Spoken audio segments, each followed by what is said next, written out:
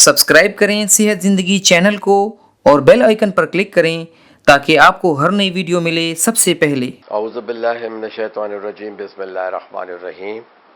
सेहत ज़िंदगी चैनल के साथ आपका फैमिली मालिज डॉक्टर रियाज शाहिद आपकी खिदमत में हाजिर है।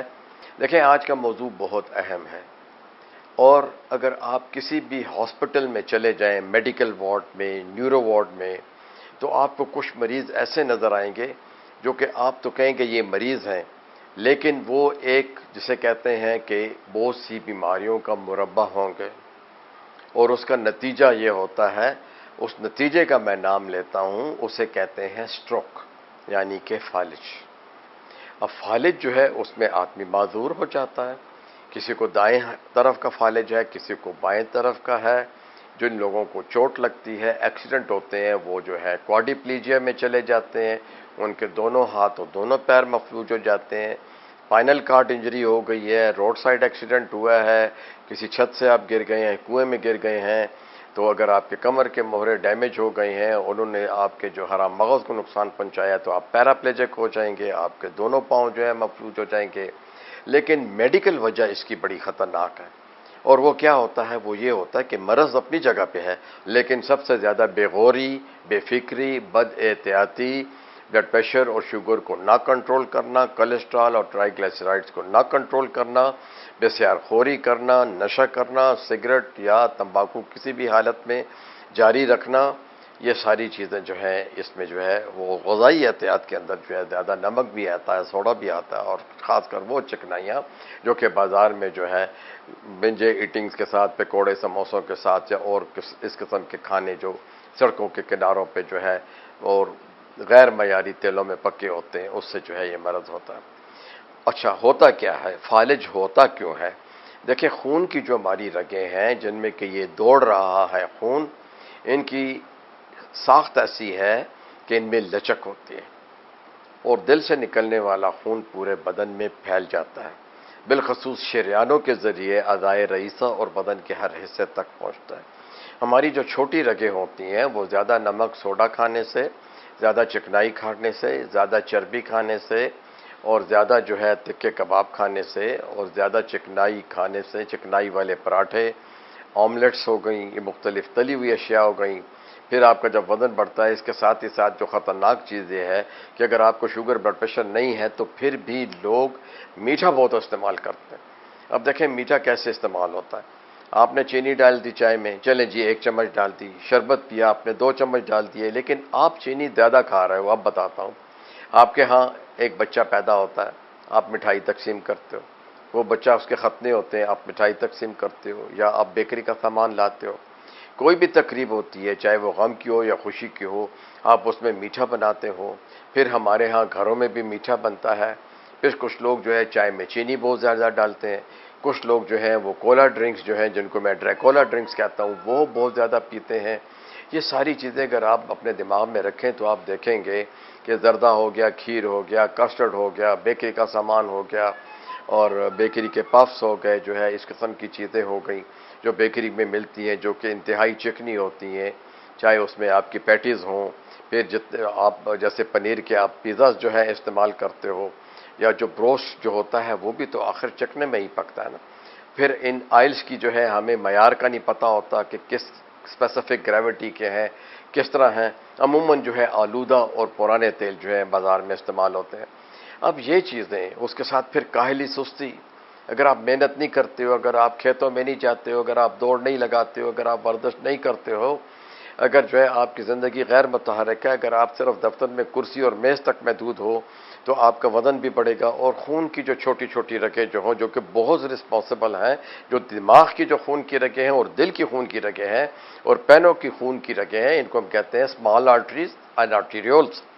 ये जो है ये उस चर्बी से बंद होना शुरू हो जाती है और उस चर्बी में कोलेस्ट्रॉल भी होता है, उसमें मुख्तलिफ नमकियात भी होते हैं, उसमें कैल्शियम भी होता है, तो वो जो है एक एथीरोमा बना देता है, यानी उसके अंदर एक ऐसा चर्बी का एक लोथड़ा बना देता है कि जो कि खून के रास्ते में जो है रुकावट पैदा करता है। ऐसा सा ये मर्ज़ बढ़ जाता है और बुढ़ापे के पास अबव 40 एंड 45 ये जो है फिर जो है खून की रगें तंग होना शुरू हो जाती है। जिसकी वजह से ब्लड प्रेशर भी होता है और जिसकी वजह से जो है दियाबितस भी होती, क्योंकि वो आपके लुबलुबे के खून की रगों को जो है ऑक्सीजन नहीं पहुंचाने देता। वहां भी जो है हर जगह खेल यही होता है कि ऑक्सीजन आपके वाइटल ऑर्गन, दिमाग, दिल, जिगर, लुबलुबे को नहीं मिल रही होती, तो नतीजा या तो हार्ट अटैक होता और या फिर फालिज होता। अगर खून का कोई लोथड़ा जो कि डिस्पैच हो जाए दिल से या पैरों से, या किसी वजह से आपको क्रशिंग इंजरीज हुई है या एक्सीडेंट हुआ है, आप बिस्तर पे हैं, तो खून का कोई भी जमा हुआ टुकड़ा वो जो है थ्रोम्बस जिसे हम कहते हैं वो ट्रेवल करेगा और वो आपके दिमाग के किसी रग में फंस जाएगा। तो जिधर फंस जाएगा उस जगह पे जो है इन्फॉक्शन होगा और इन्फॉक्शन की वजह से वहाँ ऑक्सीजन नहीं होगी, वो हिस्सा मफलूज हो जाएगा और उस हिस्से का जो काम है वो काम जो है फिर दिमाग जो है नहीं कर सकेगा। तो अगर आपके दिमाग के बाएं तरफ कोई खून की रग जो है बंद हो गई है, जिसे कि हम कहते हैं इस्कीमिक स्ट्रोक, यानी इस्कीमिया हो गया है, ऑक्सीजन नहीं मिल रही। ऑक्सीजन क्यों नहीं मिल रही? खून का एक लोथड़ा वहां जम गया हुआ है। तो अगर वो बाएं तरफ जम गया हुआ है तो उसके जो आसाब हैं वो हमारे दिमाग से फिर दाएं तरफ आते हैं, तो फालिज दाएं तरफ होगा। और अगर वही खून का कोई टुकड़ा आपके दिमाग के दाएं तरफ जो है कहीं फंस गया है, चाहे वो एंटीरियर सेरेब्रल आर्टरी है, मिडल सेरेब्रल आर्टरी है या पोस्टीरियर सेरेब्रल आर्टरी, वो खून का लोथड़ा जहां फंसेगा वहां का फंक्शन मफलूज हो जाएगा, उसे इन्फॉक्शन कहते हैं। तो अगर वो दाएं तरफ जो है वो रुकेगा, वो आपके बाएं तरफ को मफलूज कर देगा। और इस तरह से बहुत से इफेक्ट्स होते हैं। पहला असर नज़र पे पड़ता है, दूसरा स्पीच बोलने पे पड़ता है, तीसरा चेहरे की साख पे पड़ता है, चौथा जो है मुंह का टेढ़ा होना और उधर से लुआब का आ जाना है, फिर हाथ पैर आपके नहीं हिलते, और फिर अगर वक्त थोड़ा सा गुजर जाए तो वो हिस्सा या तो रिजिड सख्त हो जाता है और वो आप अपना हाथ या पाँव नहीं खोल सकते, या हाथ और पाँव जो है वो बिल्कुल ही लटक जाते हैं, जैसे फ्लैसिड पैरालिसिस कहते हैं, यानी इतना ज़्यादा पैरालिसिस का होना कि उसमें ताकत ही नहीं रही। अगर हाफ डैमेज हुआ है, पौना डैमेज हुआ है या लिटिल डैमेज हुआ है, तो फिर जो है वो चूंकि रिवाइव करता है अपना फंक्शन, ब्रेन जो है वहाँ जो है न्यूट्रिएंट्स पहुँचाए जाते हैं, ट्रीटमेंट दिया जाता है, तो वो जो है फिर आहिस्ता आहिस्ता उसकी वर्जिश की जाती है, तो वो हिस्से जो है फिर आहिस्ता आहिस्ता जो है वापस आना शुरू हो जाते हैं, लेकिन उनकी टोन बढ़ जाती है। कुछ टोन तो फ्लैसिड होंगी, यानी कुछ हाथ की कुछ उंगलियां काम नहीं कर रही तो कुछ कर रही हैं, कोई हिस्से काम कर रहे हैं कुछ नहीं कर रहे हैं, तो वो हिस्से अमूमन सख्त भी हो जाते हैं, उसे हम रिजिड पैरालिसिस कहते हैं। अब देखें, बुनियादी तौर पे तो फिशार खून, ज़ियाबीतस, मोटापा, सिगरेट नोशी, शराब नोशी और बसियार खोरी और काहिली सुस्ती, ये सारी चीज़ें इसकी बुनियाद बनती हैं। जिंदगी भर के लिए आप मफलूज हो जाते हैं, आप जॉब से निकाल दिए जाते हो, घर पे आप काम नहीं कर सकते हो, आपके लिए एक नौकर रखना पड़ता है, सफाई का कितना प्रॉब्लम हो जाता है, कपड़े बदलने का प्रॉब्लम हो जाता है, काउंटिंग का प्रॉब्लम हो जाता है। लेकिन फाले जाने से पहले जो है कुछ न कुछ इलामात होते हैं, और ये प्रोग्राम खाली जो है हम आज इसलिए डेडिकेट कर रहे हैं कि these are the first science. ये इब्तदाई तौर पे वो कौन सी निशानी है जैसे डॉक्टर, नर्स, बिलखुसूस आप और आपके घर वाले मिस करते हैं, ठीक है नहीं? तो छोटा फालिज जो होता है उसे हम कहते हैं TIA, यानी ट्रांजिएंट इस्केमिक अटैक। थोड़ी देर के लिए किसी हिस्से को खून का ना पहुंचना या ब्लॉक हो जाना, ये जो फालिज होता है इसे ट्रांजिएंट इस्केमिक अटैक कहते हैं, जो कि चंद मिनट से लेके 5-6 घंटे तक भी और या 12 घंटे तक या एक दिन तक भी रह सकता है। इसकी निशानियां क्या हैं? ये निशानियां आप याद रखिए। देखें, मरीज आपको खुद नहीं बता सकेगा। TIA छोटे फालिज का अटैक का मरीज आपको कुछ नहीं बता सकेगा। या तो उसे डॉक्टर ने वार्निंग दी हो कि आपका शुगर कंट्रोल नहीं है, कोलेस्ट्रॉल ट्राइग्लिसराइड कंट्रोल नहीं है, LDL कंट्रोल नहीं है, आप सिगरेट नोशी ज़्यादा कर रहे हो, आपको इब्तदाई इलामात शुगर की शुरू हो गई हुई है, आपका ब्लड प्रेशर ज़्यादा है, तो आपको पहले से बता देगा कि आप इन चीज़ों का, इन निशानियों का ख्याल रखें। इसके लिए आपने 4 लफ्ज़ याद रखने हैं। Fast, FAST, FAST। अब ऐसा शख्स आपसे बातें कर रहा है, जैसे मैं बातें कर रहा हूं और मेरे सामने जो है आप मुखातिब हो, तो मुखातिब को मैं देख रहा होता हूं, तो मुखातिब जो है थोड़ा सा कंफ्यूज हो जाता है। कंफ्यूजन के साथ थोड़ा सा उसकी एक या दोनों आंखें थोड़ी देर के लिए बंद होंगी और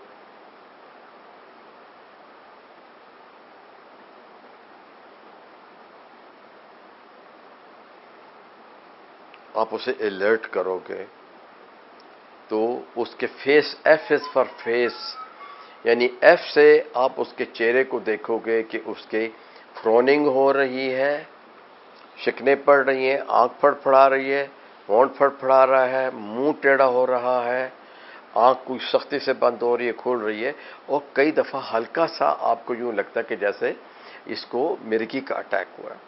अब आप ऐसे मरीज से पूछते हो, उसे जगाते हो, जोर से उसका नाम लेते हो, वो उठ तो जाता है लेकिन वो बता नहीं सकता। तो आप फौरन जो है उस वक्त उसे कहें कि भाई आप खड़े हो सकते हैं, नहीं खड़े हो सकते तो आप बैठे बैठे ही अपने दोनों हाथ फैला दीजिए। उसे कहें, वो आपका ऑर्डर मानेगा। अगर तो फुल फ्लैज फॉलेज है तो वो फिर बात आपकी नहीं सुन सकेगा। इसे डिसओरिएंटेशन ऑफ माइंड कहते हैं, यानी आपका दिमाग मफलूज हो गया है। आप सुन भी रही हो तो या रहे हो तो एक्ट नहीं कर सकते, उस पर आप रद्द अमल जाहिर नहीं करते।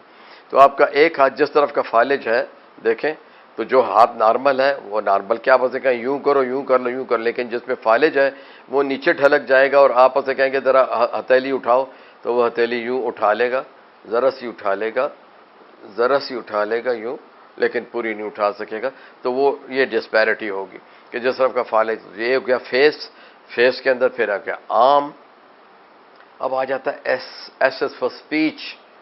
आप उसे कहो बोलो, नाम लो, ये क्या है, पेन दिखाओ, कोई ऑरेंज दिखाओ, कोई सेब दिखाओ, अपना नाम पूछो, तो वो टुकड़ों टुकड़ों में बोलेगा या ऐसा बोलेगा। हो सकता है वो बोल ले, अगर ये ज़रूरी नहीं होता, लेकिन क्योंकि चूंकि ये ट्रांजिएंट इस्केमिक अटैक अगर होगा तो ये वो बोल पड़ेगा। लेकिन अगर ये फुल फ्लैज अटैक होगा तो फिर जो है वो स्पीच उसकी स्लर होगी, लर्दे वाली होगी, टूट टूट के बोलेगा, जुबान से अदा नहीं कर सकेगा लफ्ज़। जैसे आप उसे कहें, कुछ मुश्किल लफ्ज़ कहें कि आप बोलो इलायची, तो वो कहेगा लाता ती, इस तरह करेगा, वो नहीं बोल सकेगा। अब आ जाता है टी। ये टी किस लिए है? अगर आपने पहली 3 निशानियां देख ली हैं, उसके चेहरे को देख लिया, उसके हाथों को देख लिया, उसके स्पीच को देख लिया, वक्त ज़ाया किए बगैर 1122 को या जो है 9211 जो भी है आपकी इंटरनेशनल जो है सेविंग एजेंसी, फ़ौरन उसे करें कि आपके पास फालिज का एक फ्रेश केस है, और वो जो फ्रेश केस है उसको आपने ट्रांसपोर्ट करना है टू द न्यूरोलॉजिकल वार्ड। और जो एम्बुलेंस भेजी जाए उसमें ऑक्सीजन मौजूद हो, उसमें ट्रेंड जो है बंदा मौजूद हो मेडिकल का, जो कि फ़ौरन जो है ब्लड प्रेशर नोट करे, कुछ इब्तदाई टेस्ट अगर वो ले सकता है ले ले, जिसको कि वो लेबॉर्ट्री भिजवा देगा, और फ़ौरन ही जो है वो उस मरीज़ को जो है न्यूरोलॉजिकल वार्ड में जो है, जहाँ के स्पेशलाइज्ड वार्ड्स हैं, क्योंकि अगर आपने 2 घंटों के अंदर अंदर मरीज़ जो है अस्पताल भिजवा दिया है तो वो बच जाएगा, क्योंकि हमने उसको खून के लोथड़े जो है गलाने के लिए और लिक्विड बनाने के लिए इंजेक्शन देने होते हैं, जो कि सिर्फ टर्शरी बड़े जो हॉस्पिटल्स हैं, बड़े जिन्हें हॉस्पिटल्स कहते हैं, वो जैसे कि जनाब पोस्ट ग्रेजुएट है कराची में, या सिविल हॉस्पिटल है पेशावर में, लेडी रीडिंग है, Hayatabad medical complex, Khyber hospital है, CMH है, इस तरह म्यो हॉस्पिटल है, या कार्डियक सेंटर बहुत सारे हैं, इस्लामाबाद में जो है नेशनल इदारा है कल्ब है, साथ में जो है उन जगहों पे भी फालिज के क्वालिफाइड लोग होते हैं। तो वो क्वालिफाइड पूरा एक स्टाफ होता है। वक्त ज़ाया नहीं करना चाहिए। 3 घंटे तक भी जो लोग पहुंच जाते हैं अस्पतालों में, उनको सेव किया जा सकता है। यहाँ मैं आपको बता दूं कि ये हम जिस फालिज की बात कर रहे हैं उसे इस्केमिक स्ट्रोक कहते हैं, लेकिन एक स्ट्रोक वो होता है कि जिसमें सब अरेक्नॉइड हैमरेज जिसे हम कहते हैं, खून की रग फट जाती है हाई ब्लड प्रेशर की वजह से। तो हाई ब्लड प्रेशर की वजह से वो फट जाती है, तो जितने हिस्से पे वो खून फैल जाता है उतने हिस्से पे खून का दबाव बढ़ता है और वो हिस्सा मफलूज हो जाता है, जिसका भी फौरी ऑपरेशन करके जो है खून जो है निकाल दिया जाता है, और उसको भी जो है हम न्यूरोलॉजी के जो स्पेशलाइज्ड यूनिट्स में हम जो है भेजते हैं। अब कुछ लोग ऐसे होते हैं कि उनको ज़रूर डॉक्टर देखे। ये डॉक्टरों के लिए, नर्स के लिए भी बहुत ज़रूरी है। अगर एक मरीज़ आपके पास आता है और वो कहता है मुझे सर में दर्द रहने लगा है, राइट या लेफ्ट, और या उसकी शिद्दत ज़्यादा हो गई है और उसे वजह मालूम नहीं है, सिवाय इसके कि उसका ब्लड प्रेशर हाई है या शुगर हाई है, और हो सकता है उसे दोनों भी ना हो। क्यों? कि अगर ट्यूमर यानी किसी रसोली से फालिज होगा तो उस हिस्से में बहुत शदीद दर्द होगा, उसकी नज़रें फिर जाएंगी, नज़रें उसकी भैंगी हो जाएंगी, और फिर नज़रें जो है घुमा के सीधी करेगा, सर दर्द उसको होगा, उस शदीद सर दर्द के साथ जब वो लेटेगा वो उठ नहीं सकेगा, और वॉमिटिंग होगी उसके साथ। तो ये चीज़ें जो है बड़े गौर फिक्र होते हैं कि आप फ़ौरन उसका MRI करवाएं या CT स्कैन करवाएं। अमूमन फाइलेज के अंदर जो है आजकल जो एम्बुलेंसेज आती हैं वो सीटी स्कैन उधर ही उसी एम्बुलेंस में हो जाता है। आजकल ऐसी एम्बुलेंसेज हैं, हर मुल्क में हैं, हो सकता है पाकिस्तान में भी हों, क्योंकि एक्सरे यूनिट्स तो आपको पता है गाड़ियों में लग गए हैं, जो कि एसएस प्रोग्राम की जो था पहले था उसमें एक्सरे मशीनें लगी हुई थी। तो अब जो है अगर आप उसमें सीटी स्कैन कर सकते हो तो ये भी फाइलेज के मरीजों को बचाना होगा। फाइलेज का मरीज ताहयात मफलूज हो जाता है मेरे बहन भाइयों। तो छोटे अटैक को कम मत समझे। छोटा अटैक जो होता है वो बिल्कुल एक रिहर्सल होता है और वो आपको आइंदा आने वाले बड़े अटैक से बचाता है। इस सिलसिले के अब अगले 2 प्रोग्राम हम करेंगे, ischemic stroke, major ischemic stroke और जो है हेमरेजिक स्ट्रोक, और उसकी मैनेजमेंट क्या होगी। तो इससे इतना होगा कि आप अपने मरीज को बचा सकेंगे। इन निशानियों को याद रखिएगा।